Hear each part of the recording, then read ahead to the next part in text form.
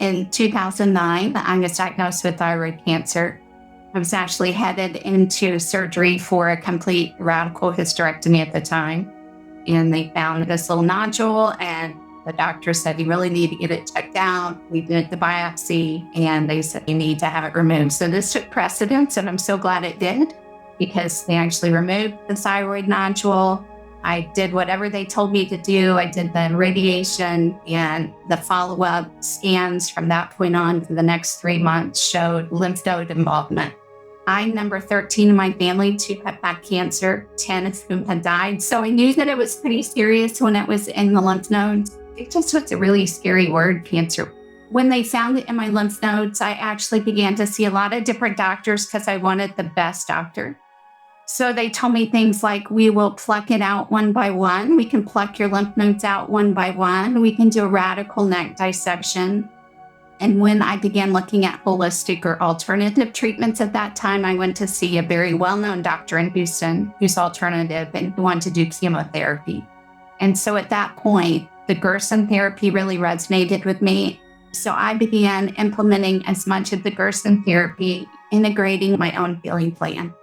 But I realized that there was so much more to my healing than just the physical tumors or lymph node involvement, that I had a lot of bitterness and unforgiveness. As a Christian, I began listening to the Word of God on CDs. I would listen to scriptures too, and that was the first time that I read through the Bible and began to see myself the way God sees me. And that has been probably the most ongoing journey for me, is really unwrapping soul wounds and just healing from the inside out, because it really is a systemic disease, isn't it? So it took 18 months to heal completely.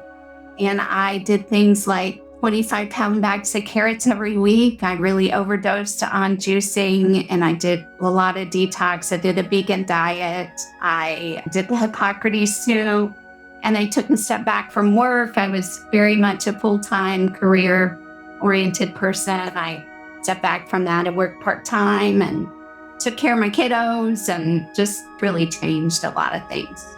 I really felt like I had the flu a lot. So I would go through what's called a healing crisis. Oftentimes in the beginning, it was probably once a week, and that was every 2 weeks. And then it just got further and further apart. But I was so toxic. My body was so toxic.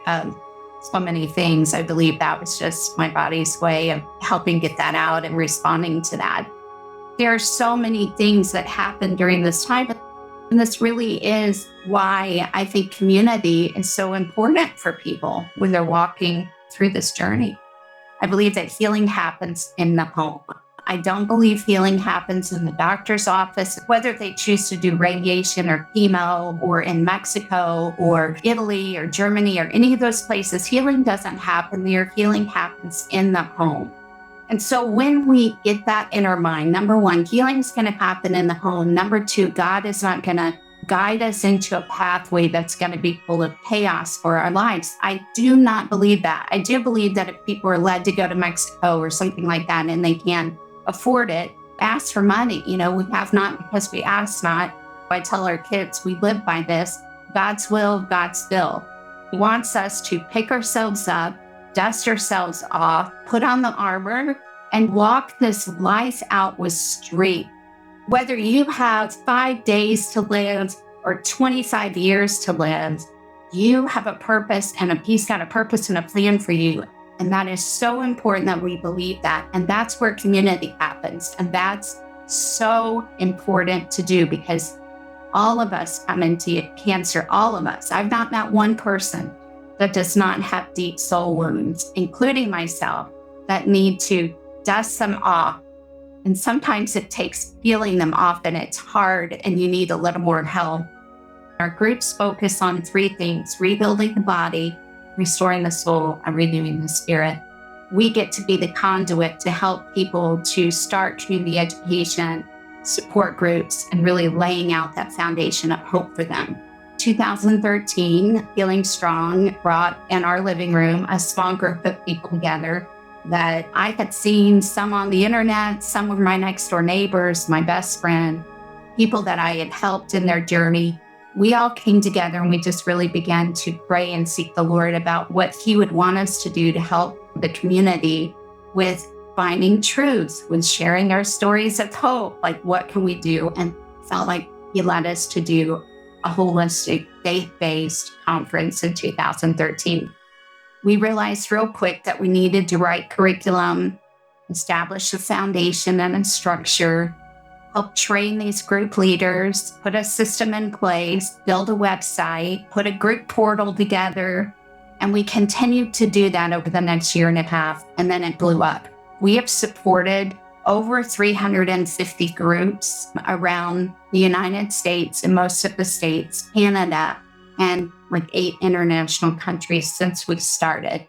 And so all up to this time, since 2013, we have focused a lot on rebuilding the body. We have excellent curriculum and support. We have a participant guide, and we've written other things as well.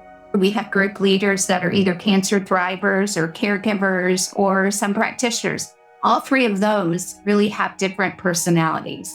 Some may focus as a cancer thriver on sharing testimonies, and we have a curriculum that we've written that they followed for 12 months.